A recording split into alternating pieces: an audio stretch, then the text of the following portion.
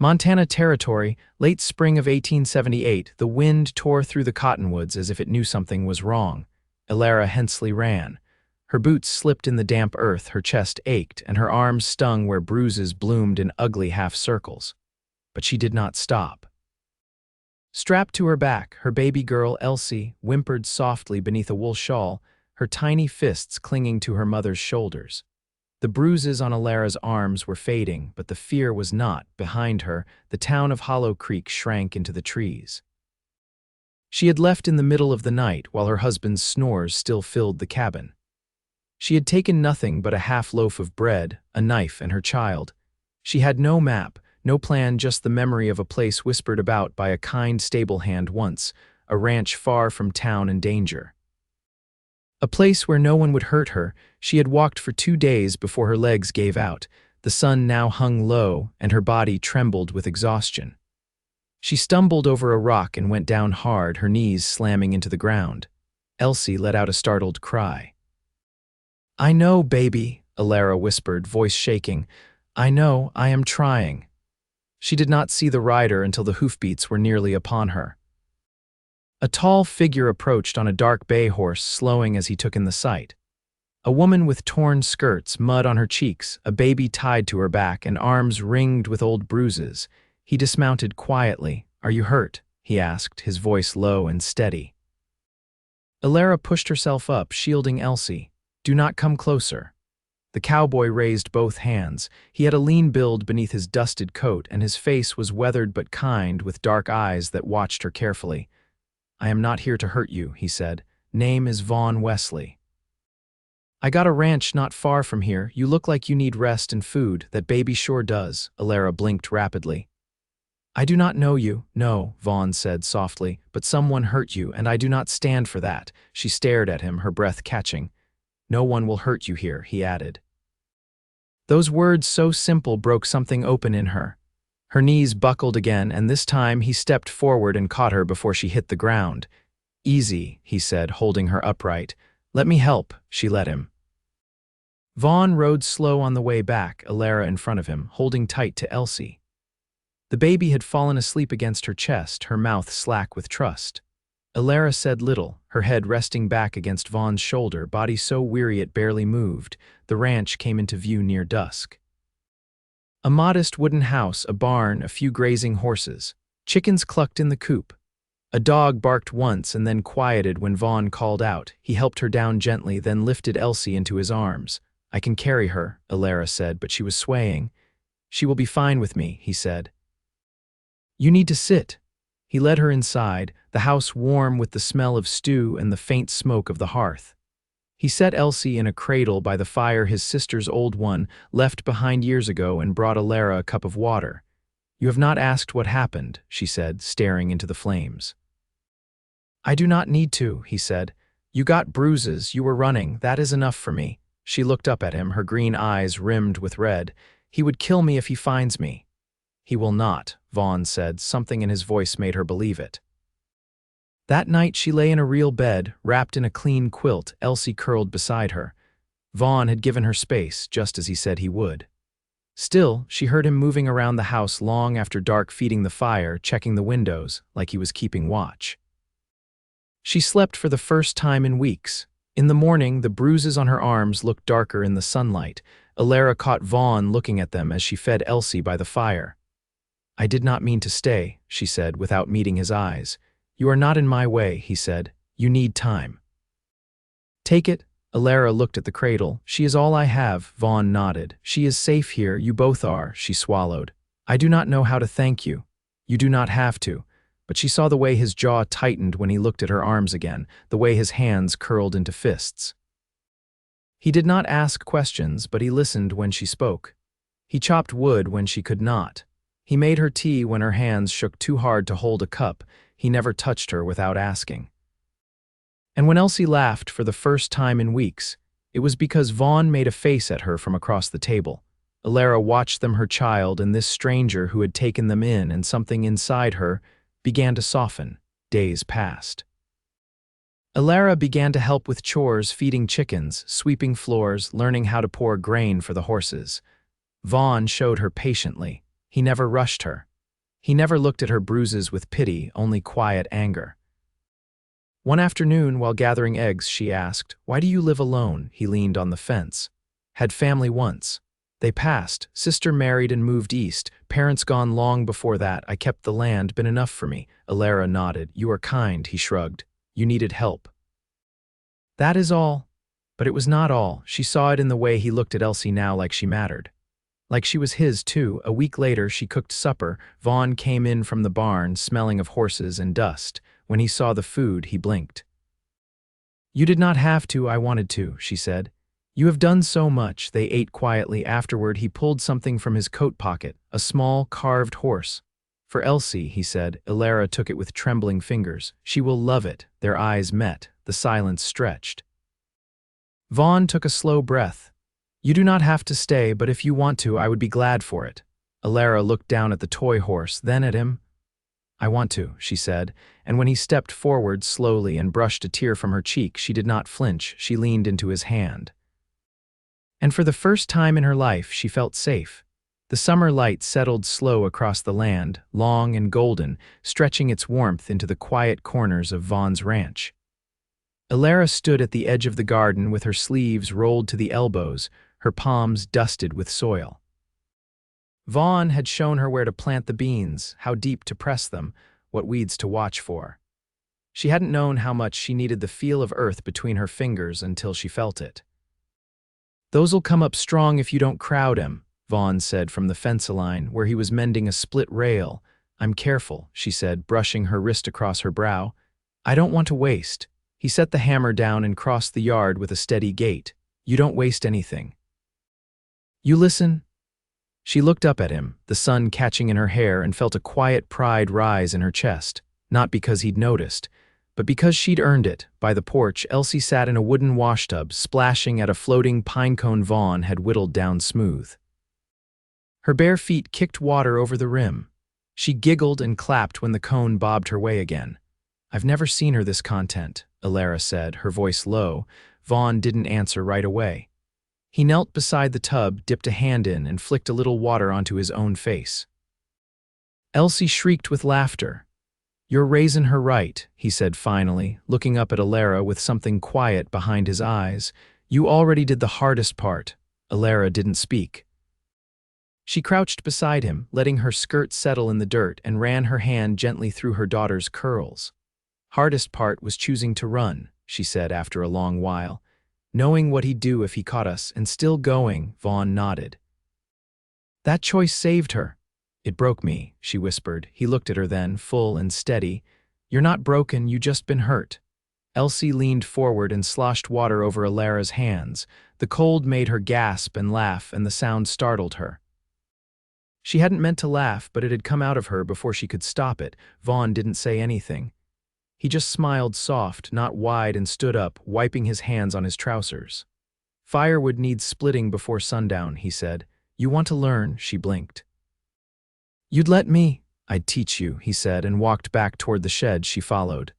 The axe was heavier than it looked, but he showed her how to brace her legs, where to hold the handle, how to bring it down with her whole body. The first few swings jarred her shoulders, but he didn't correct her unless she asked.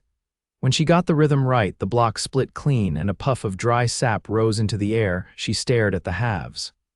"I didn't think I could." "You did," he said. "That's yours." She swung again. By the time the sun dropped behind the ridge, they had a high stack of clean-cut wood and aching arms. She leaned against the barn wall to catch her breath. "I never thought I'd be good at anything again," she said, not looking at him. "You're building a life," he said.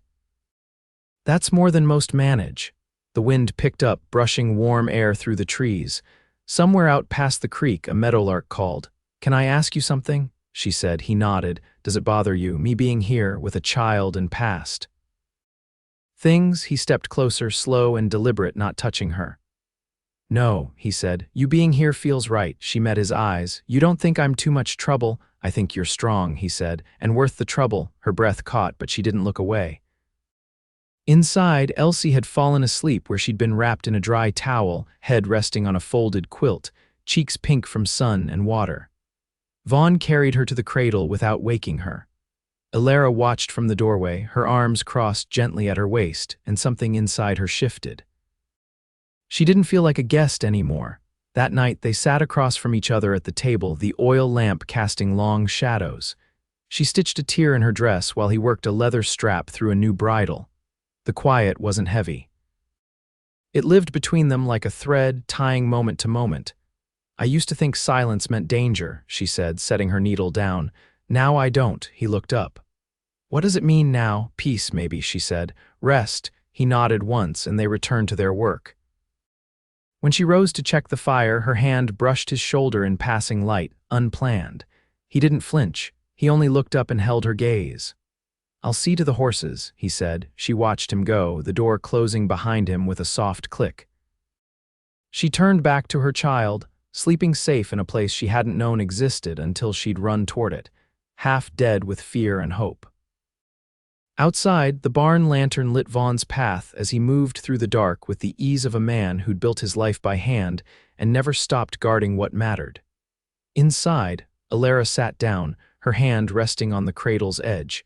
She didn't feel like she was surviving anymore. She felt like she was beginning. The rain came slow and steady on the first Thursday of June, softening the dust and soaking the porch steps until the wood turned dark as riverstone. Vaughn stood in the open barn doorway, arms folded, watching the water bead along the fence posts. Behind him, Elara used a dry rag to polish the battered tin lanterns he'd set aside for fixing. "You always this quiet when it rains?" she asked without looking up. He shifted his weight. "Rains like this make me think of my mother's voice."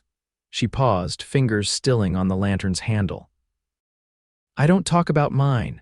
"You don't have to," he said. "I don't remember her much." She set the lantern down gently. "She died when I was 5. I remember her hair and the way she smelled like lilac when she baked." "That's something," Vaughn said. "She used to sing sometimes, real low." "Just hums, mostly. I used to pretend I could still hear it when I was scared." Elara looked up, eyes distant. "That stopped working after a while." Vaughn walked over, wiping his hands on his trousers. "You ever hum to Elsie?" "Sometimes," she said. "She quiets faster when I do." He nodded, then leaned down to check the wick of the lantern she'd just cleaned. "You've got a good hand for this." "I used to work with my father before I married," she said. "He did repairs for wagons around town. I learned how to patch canvas and fix wheels. He thought it wasn't a woman's place, but he let me anyway. What happened to him? Died the year I turned 17. Fever took him before winter." She didn't look away. "I married a month later." Vaughn didn't speak. She wiped her hands on her apron and looked toward the barn entrance. "I used to think the world would always be a thing I had to survive. That peace was something other people got."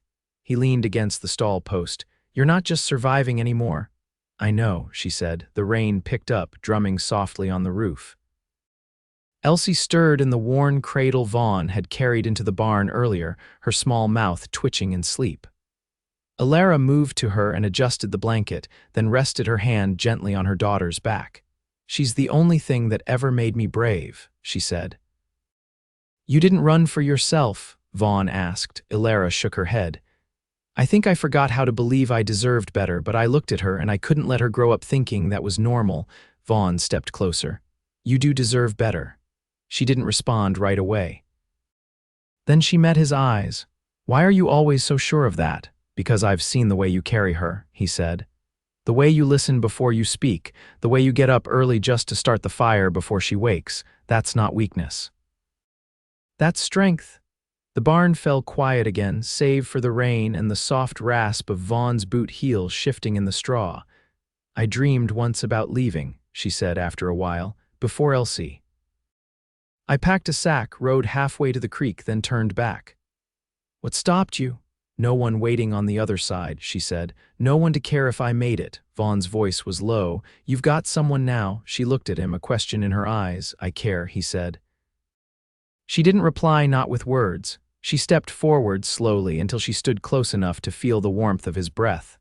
Her hand hovered near his chest, uncertain. "I don't know how to do this," she whispered.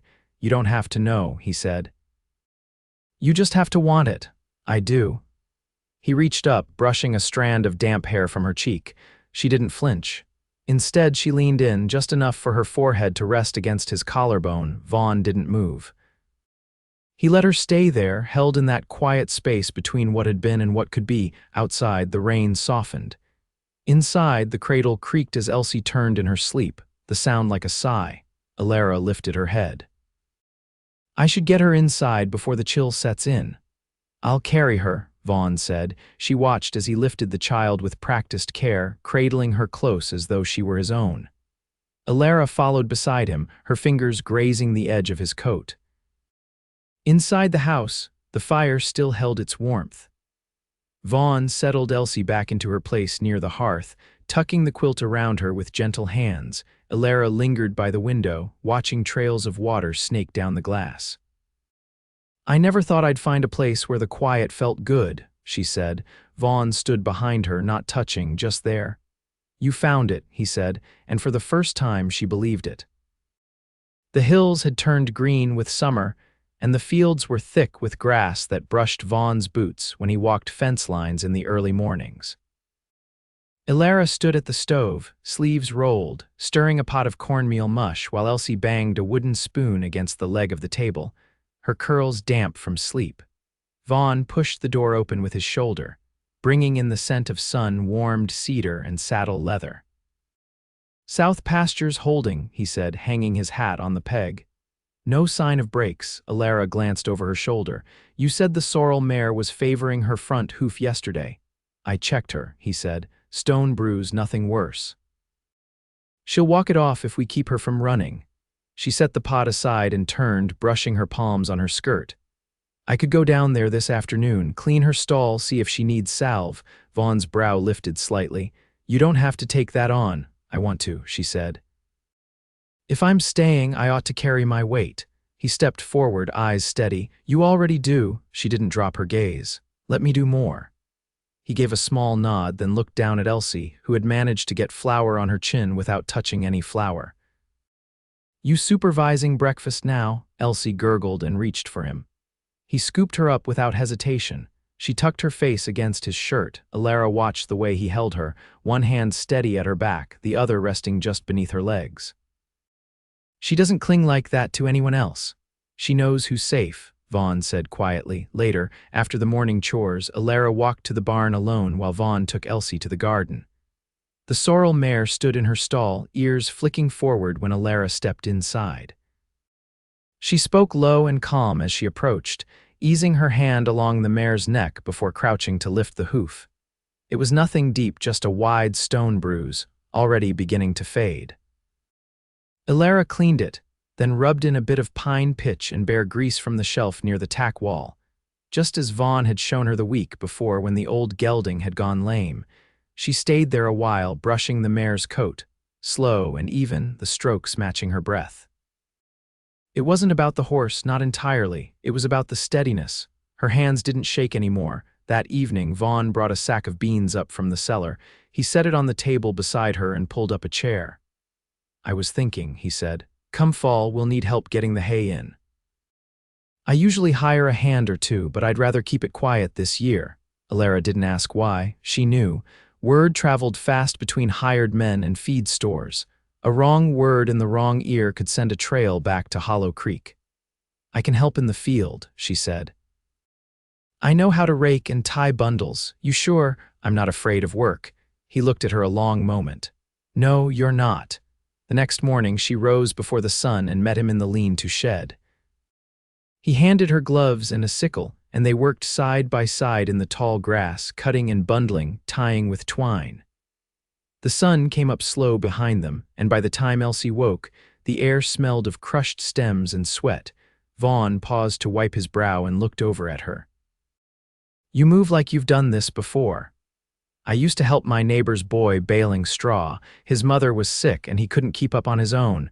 You always step in for folks, only when someone needs it." He didn't say anything more, just turned back to the grass, but his shoulders had eased. At midday, they stopped in the shade.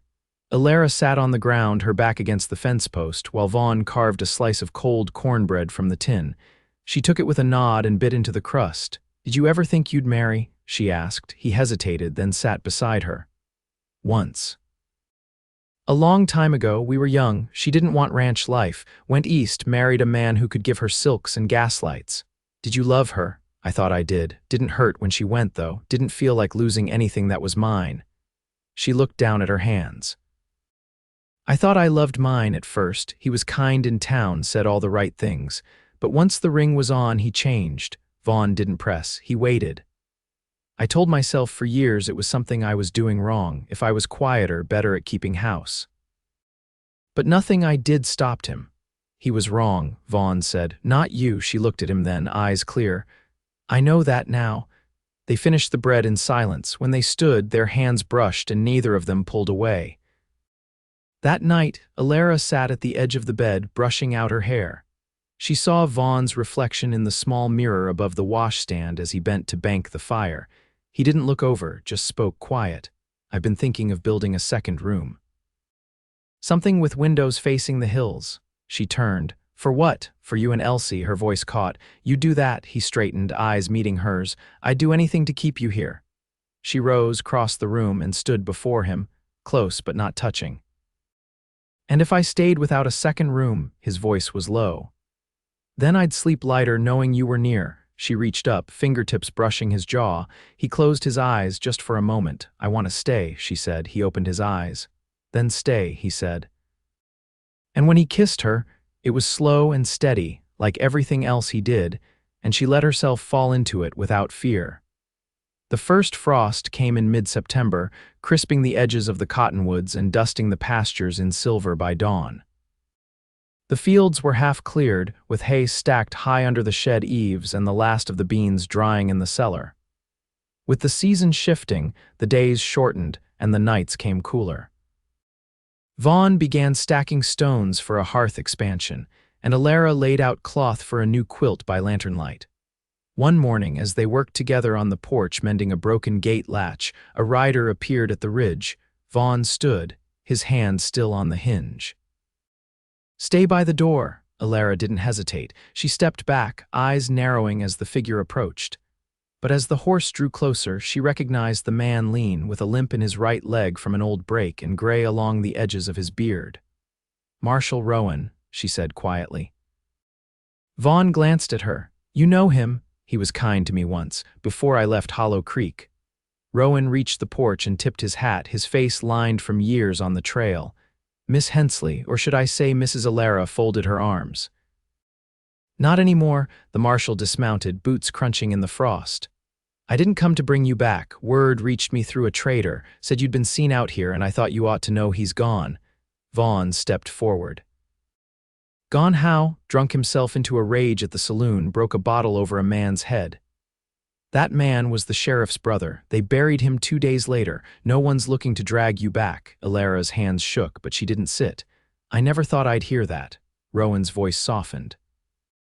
You did what you had to. Hollow Creek wasn't good ground for you. You found better. She forced a breath in. I did. The marshal touched his hat again. You're safe now. I'll be heading back east of the ridge. Just wanted you to hear it from someone who meant it. After he rode off, Vaughn let out a long breath. You all right? She nodded slowly. I think so. That night after supper, they didn't speak much. The news still sat heavy in her chest, not grief, not exactly relief either. Just the weight of something that had once been a noose now turned to ash. Later, after Elsie was asleep beneath the quilt Elara had patched with a strip from one of Vaughn's old shirts, they sat by the fire. I didn't expect to feel so hollow, she said. You carried fear for a long time, Vaughn said. It doesn't vanish just because the threat does. I don't want to be hollow anymore. He looked at her across the firelight. Then don't be. She stood and crossed the room slowly. He rose without a word and she reached for his hand. I want this, she said, not out of gratitude, but because I've come to love the way you see me, the way you are with her, with everything. He brought her hand to his mouth and kissed her knuckles. I love you, Elara. That's plain as earth to me. She stepped into him, arms circling his waist, her head against his chest. He held her, one hand at her back, the other resting over her heart like he meant to keep it safe forever. In the weeks that followed, the house changed in small ways. Vaughn built the second room, but Elara never moved into it. They made it Elsie's instead, with a window that looked out over the ridge and a rocking chair carved by Vaughn's own hands. They married in late October under the bare branches of the wild plum tree at the edge of the pasture. Just the two of them, and Elsie nestled in Elara's arms. Vaughn wore his best shirt, and Elara had sewn a ribbon into her dress that matched her daughter's bonnet. They stood with hands clasped while the preacher from the trading post read the words, and when it was done, Vaughn kissed her slow and certain, like he'd known how it would feel before he ever touched her. They went back inside, where the fire was warm and the walls held the smell of bread and wood smoke. That winter, they lived close and quiet. They read by lanternlight, taught Elsie to walk across the rug Vaughn had traded a mule for years ago, and learned what it meant to build something together not out of need, but out of choice. Elara planted a new garden in spring, farther from the coop, and Vaughn built a swing for Elsie that hung from the sycamore. They didn't speak of the past anymore, not because they had forgotten, but because it no longer shaped them. It had led them here, and that was enough. One evening, as the sun lowered over the ridge and the wheatgrass turned gold, Vaughn stood behind Elara on the porch, his arm around her waist, Elsie chasing a butterfly through the yard. "You ever think about what might have happened if you hadn't run that night?" he asked. "I used to," she said. "But not anymore." "Why not?" "Because I didn't just run from something, I ran to something, I just didn't know it was you." He drew her close, pressing a kiss to her temple. "You're home now." She turned to him, eyes steady. "We both are." And as the wind whispered through the grass and their daughter laughed in the yard, the house behind them full of warmth and memory, they stood together, certain of every step that had brought them to this life. They never left that place, not because they couldn't, but because they never wanted to. And the years that followed were filled with the quiet, hard-earned joy of two people who had endured and found love not in spite of the world, but because they chose to meet it hand in hand.